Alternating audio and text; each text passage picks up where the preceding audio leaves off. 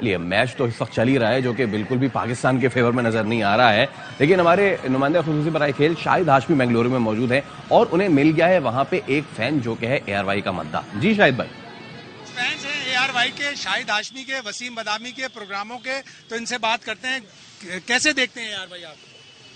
جب بھی match start ہونے سے پہلے یا میچ دوسرے دن ہے تو بھی رات میں آپ کا چینل ہم دیکھ کے پوری طرح سے یہ دیتے ہیں۔ آپ کون سا چینل کیسے دیکھتے ہیں؟ نارملی ہم لوگ ایکچولی کیا کرتے ہیں، میچ سے پہلے جو بھی آپ کی چیزیں ہوتی ہیں یوٹیوب میں ہم لوگ دیکھتے ہیں۔ اور کوئی کامران اکمل کو کون میسج دینا چاہ رہا یا so first of all I would like to thank you and congratulate you. آپ کی میسیجز بہت بڑی پازیٹیو ہوتی ہے، بینگ ان انڈیا یہاں پہ سارا نیگیٹو چیزیں ہوتی ہے، بٹ آپ کی میسیجز بہت ہی پازیٹیو ہوتی ہے۔ اینڈ کل سے میں نے آپ کا ویڈیو فالو کرنا اسٹارٹ کیا، and literally to be very honest آپ جو کلچر کی چیزیں دکھاتی ہیں، روڈس میں لوگوں نے جانا آنا کھانا پینا، تو یہ پیار محبت بڑھاتی ہے۔ آپ کس کو دیکھتے ہیں، کس کو میسج دیں گے؟ آپ کے ہم لوگ سب لوگ جتنے بھی آپ کی ویڈیو اپلوڈ ہوتی ہیں میچ سے پہلے ہم لوگ کا آپ کا ساری ویڈیو دیکھتے ہیں، سب لائک کرتے ہیں، جیسے ہی آپ آئے میں پہچان لیا آپ کو ترنت۔ ٹرانسمیشن میں دیکھتے رہتا ہوں نا، تو کامران بھائی کو سلام بولنا چاہ رہا تھا آلموسٹ، اور وسیم بھائی کو، وسیم بادامی صاحب کو بھی۔ میرے پاس ایک ٹکٹ ہے اس میچ کا، یہ ایک فین ہے، آپ کا نام اور آپ؟ پہلے بسم اللہ الرحمن الرحیم، میرا نام وسیم فیروز۔ وسیم فیروز، تو ایک کھلاڑی کا بھی نام، کس گیم کے کھلاڑی تھے؟ ہاکی کے، پاکستان کیپٹن۔ ارے کیا بات ہے، آپ کو تو بہت پتا ہے۔ اے آر وائی کس ملک کا چینل ہے؟ یہ پاکستان۔ وسیم فیروز نام انہوں نے شروع میں ہی بتا دیا تھا، میں تھوڑا سا پاکستان کی جو ٹھکائی لگ رہی ہے اس سے کنفیوز ہو گیا تھا، تو اے آر وائی کی طرف سے آپ کو یہ ٹکٹ۔ بہت شکریہ، آپ کو بھی بہت شکریہ۔ اب آپ پاکستان کی جیت کے لیے دعا کریں گے اندر جا کر؟ انشاءاللہ، ٹھیک ہے انشاءاللہ۔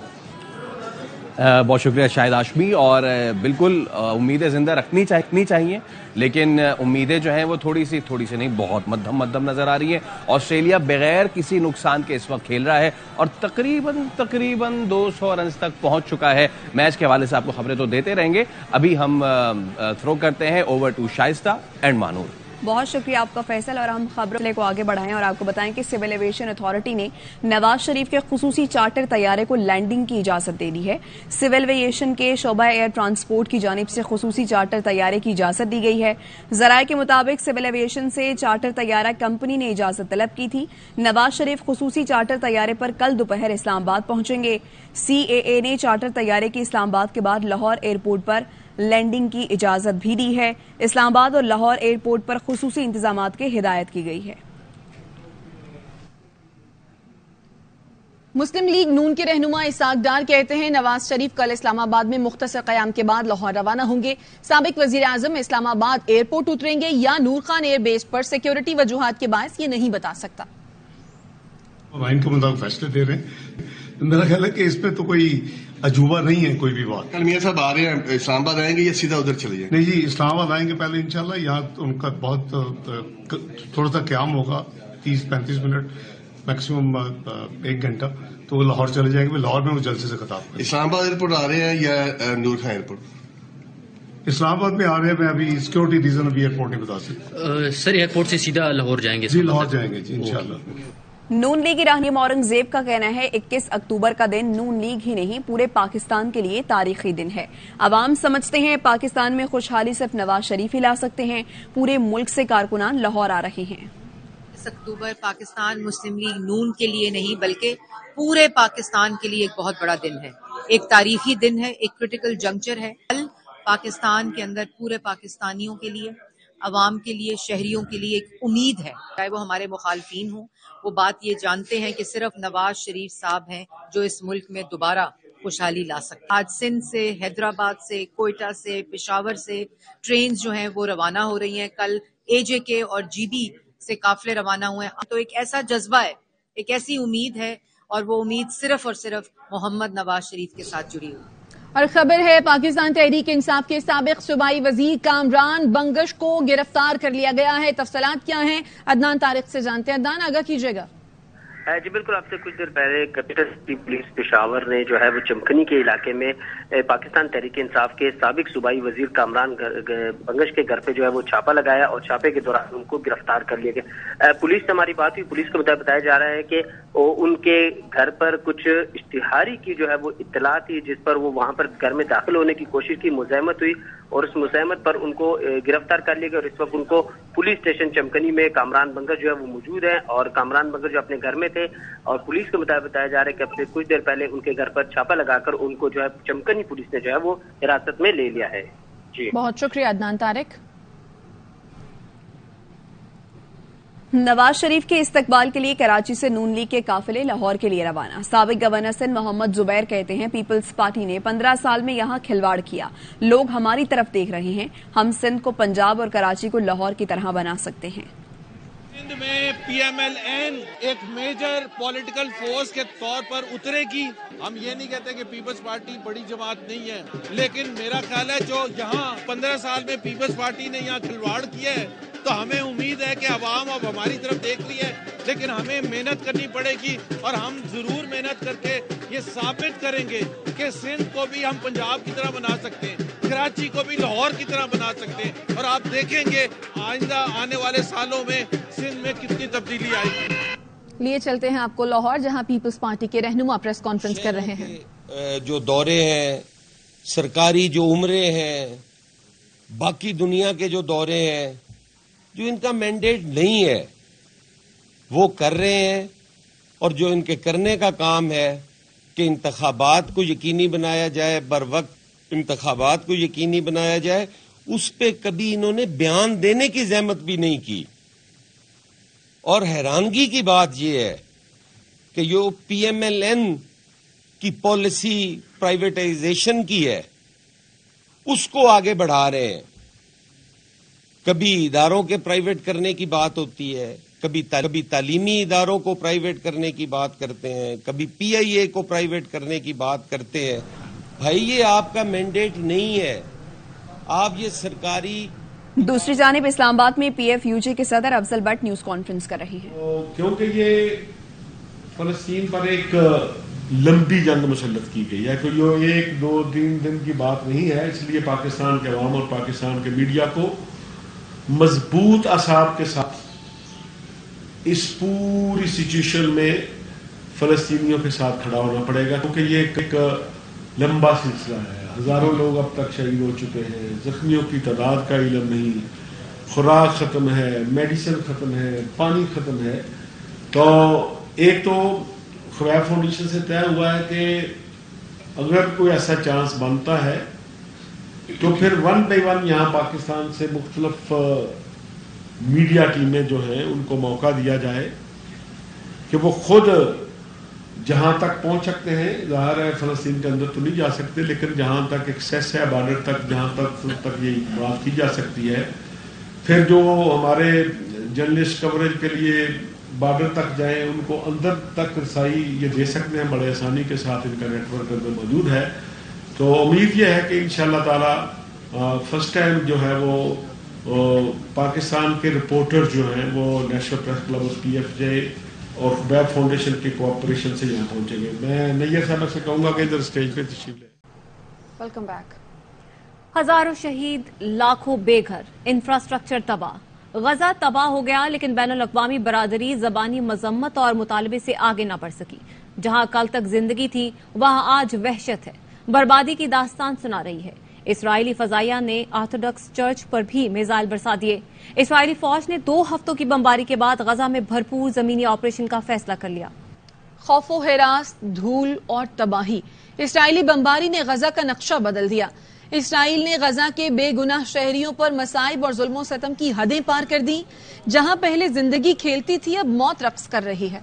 اسرائیل کی غزہ پر خوفناک بمباری, کہیں بچوں کی سسکیاں سنائی دے رہی ہیں تو کہیں والدین کی دہائی. ہر سمت صفے ماتم بچھی ہے. بچوں کی ادھوری لاشیں, خوفزدہ والدین اپنے جگر گوشوں کو ٹکڑوں میں سمیٹ رہے ہیں. حماس کے سیاسی امور کے سربراہ اسماعیل ہنیہ نے آج امت مسلمہ سے احتجاج کی اپیل کر دی. پیغام میں کہا, ہم دنیا کے ہر انصاف پسند شخص سے مطالبہ کرتے ہیں کہ آج غزہ پر جارحیت کے خاتمے کے مطالبے کے ساتھ احتجاج اور مظاہرے کریں. مسئلہ فلسطین کا حل, ہماری سرزمین پر اسرائیلی قبضے کا مکمل خاتمہ, فلسطینی ریاست کا قیام اور بیت المقدس کا دارالحکومت ہونا ہے. ہم خبردار ہیں غزہ میں ہمارے لوگوں کا خون مقامی اور علاقائی طور پر سب کچھ بدل جائے گا.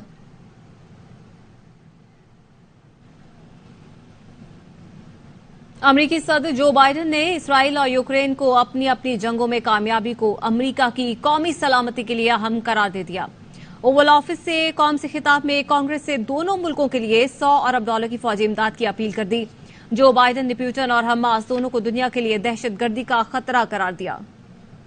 Represent different threats, but they share this in common.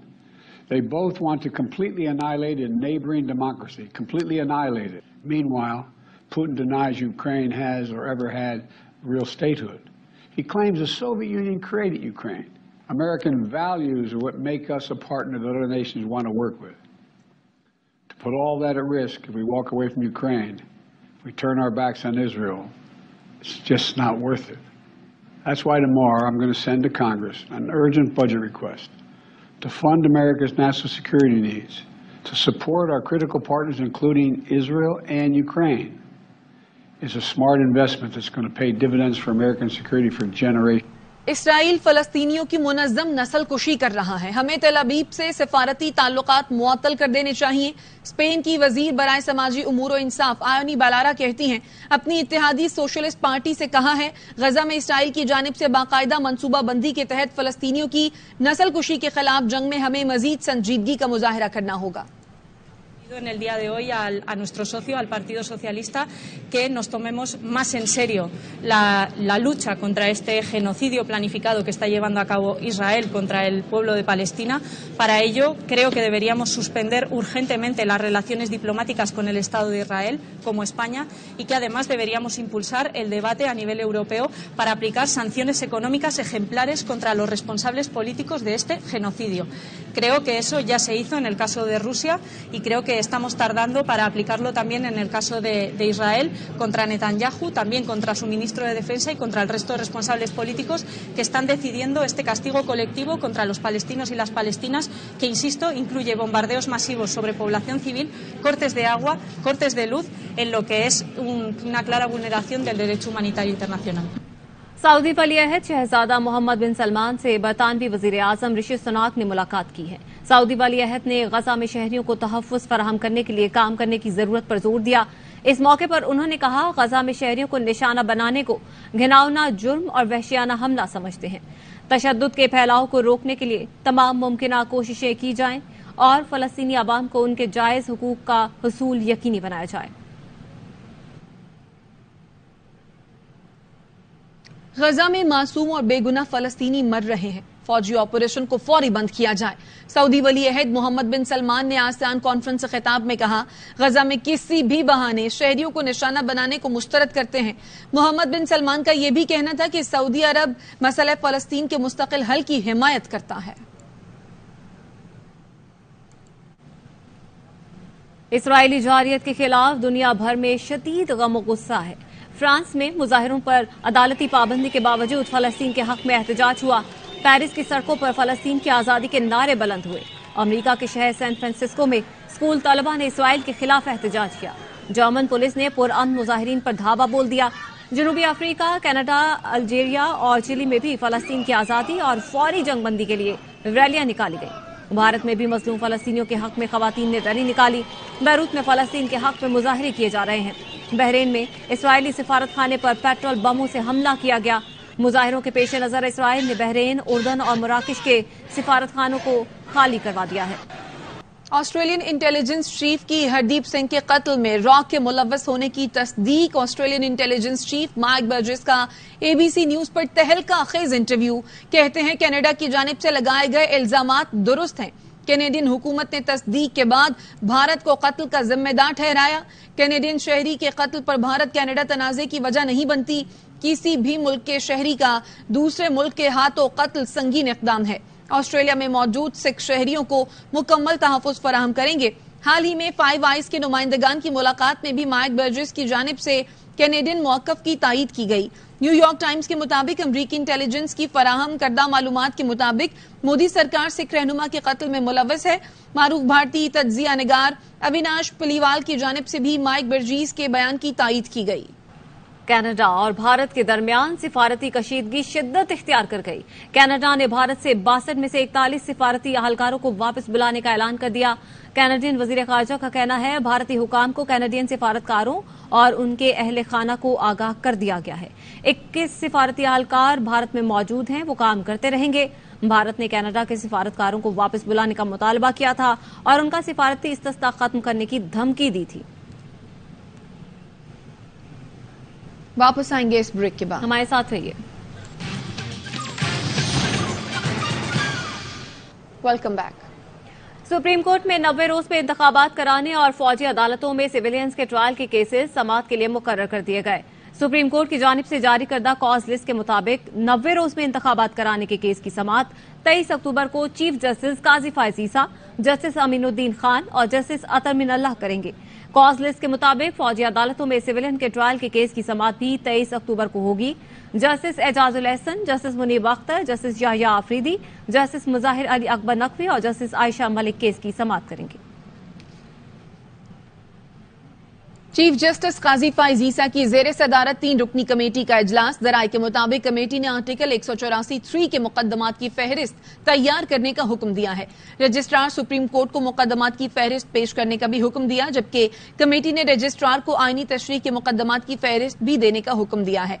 आईनी मुकदमात पर समाअत के लिए 5 रुकनी लार्जर बेंच तश्कील दिए जाएंगे। कमेटी के इजलास में जस्टिस सरदार तारिक और जस्टिस एजाजुल एहसन ने शिरकत की। मुस्लिम लीग नून के कायद नवाज शरीफ दुबई में इसहाक डार के बेटे अली डार के घर मुकीम हैं। वो गुज़श्ता रोज सऊदी अरब से दुबई पहुंचे। हुसैन नवाज और हसनैन डार भी उनके साथ हैं। अली डार के घर उनका इस्तकबाल किया गया। नवाज शरीफ की आज अहम मुलाकातें मुतवक्के हैं। ज़राए के मुताबिक नवाज शरीफ कल दुबई से पाकिस्तान के लिए रवाना होंगे। साबिक वज़ीर आज़म खुसूसी तैयारे से पाकिस्तान पहुंचेंगे।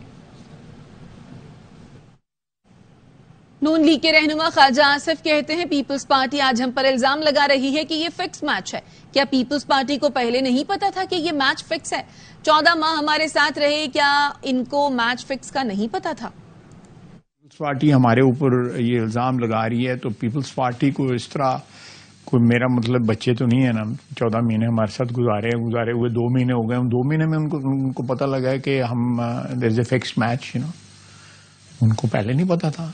पार्टनर्स। और पीपल्स पार्टी के रहनुमा फैसल करीम कुंडी बोले ख्वाजा आसिफ ने एतराफ कर लिया कि मैच फिक्स्ड है।